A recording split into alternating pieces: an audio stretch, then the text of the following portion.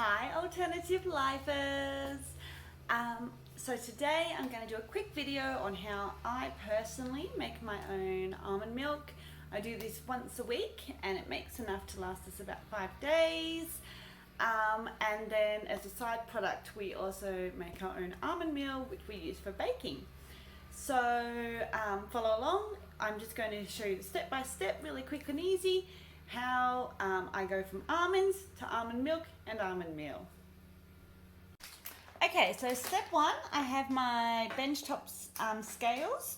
So I just turn that on. I put my pot on top while it's measuring the weight so that the pot weight is not included. And then I just pour in, I just buy bulk almonds. These ones are from Aldi.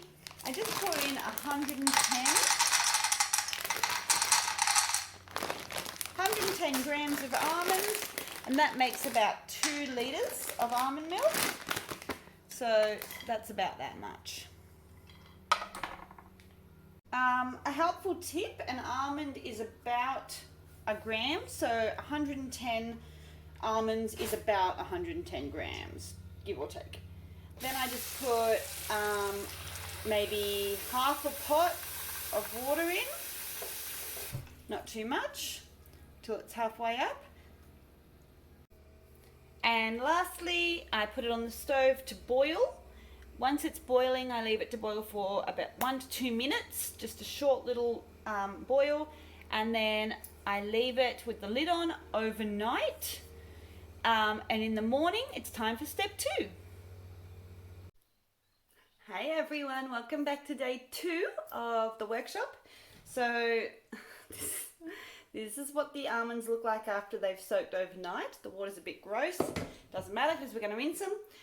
I've got my blender cup and a bowl for the compost. So we're going to rinse the almonds and then we're going to peel them. Stay tuned. So all I do is I grab the pointy end of the almond and I squeeze. The skin rips off and the almond pops out. They do have a tendency to sort of pop around, banging into things in the kitchen, like that. So if you can do it into your cup, you usually get a better result. Sometimes they're a bit tricky to get out of the skin and you've got to go back and forth with the skin. So just grab the pointy end, squeeze, and they pop out.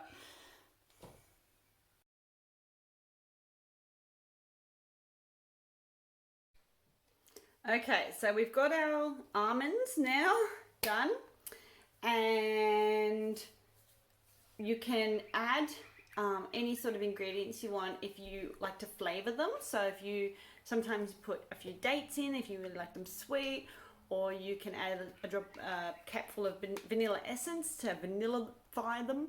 I just leave mine plain and it takes maybe 2 goes of getting used to just the plain, and then everything else just tastes super flavored after that. So I'm not going to add anything to mine, but whatever you feel like adding, you can.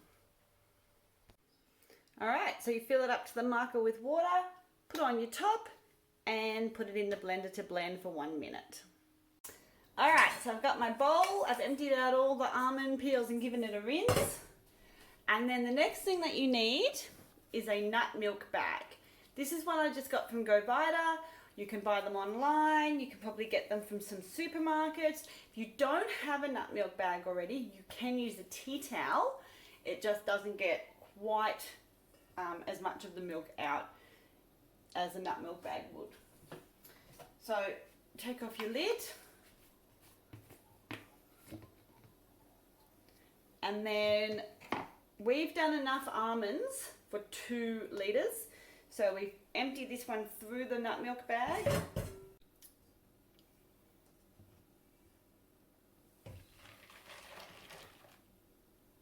Into the bowl, and then I fill it up one more time with water.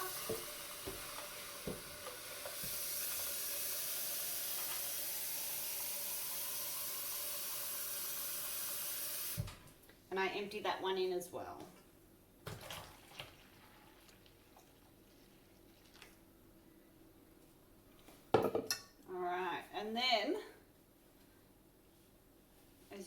bag up, the milk will come out. And you just slowly squeeze all the milk from the almond.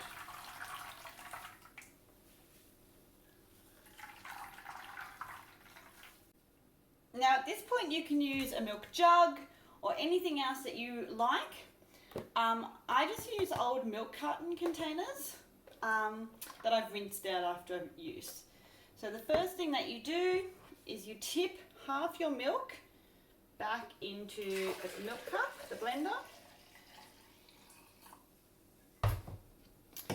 And that way you can pour it straight into the milk carton.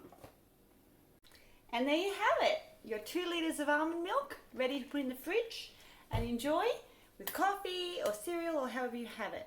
Now, there's another step if you want to make the almond meal from the leftover almond. So you've got to break it all up into little pieces and follow along to see how this becomes flour. Alright, so you just get a clean plate and your almond meal from your bag.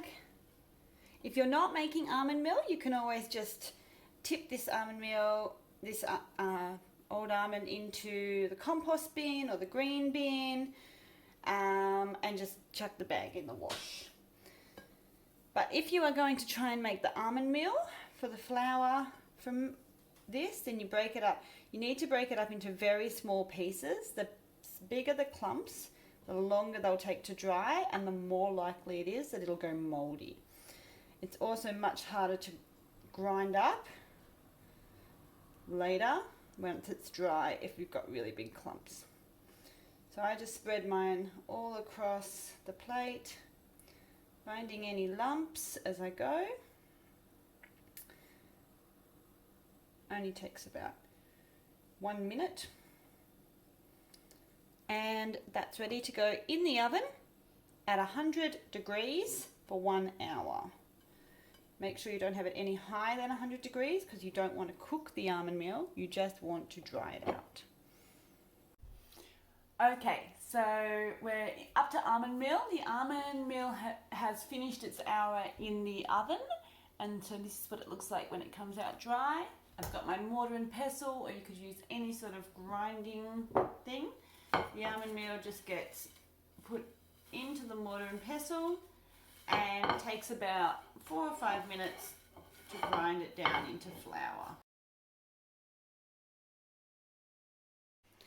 Okay guys, so now that you've ground your dried almond meal down to a flour, it is time to decant it into a jar. Here's a jar of almond meal that I've been working on for a while. I take some out, I put some in. So this is how you do the final step. You get all your almond meal in your mortar and pestle and just tip it to a sifter and then sift it through. You will get some clumpy bits. That's perfectly normal.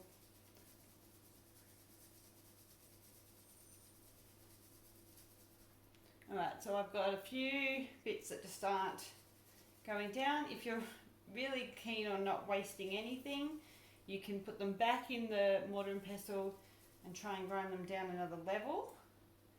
However, I'm not that worried. I just chuck them in the compost bin. Then I usually get a sheet of baking paper to put under my jar so I can try and salvage as much flour as possible because it's a bit tricky sometimes.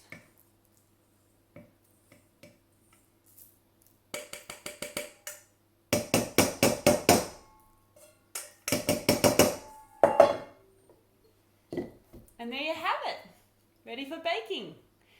Stay tuned for some almond meal recipes. It's gluten-free and it is healthy, it's full of nutrition, it's amazing.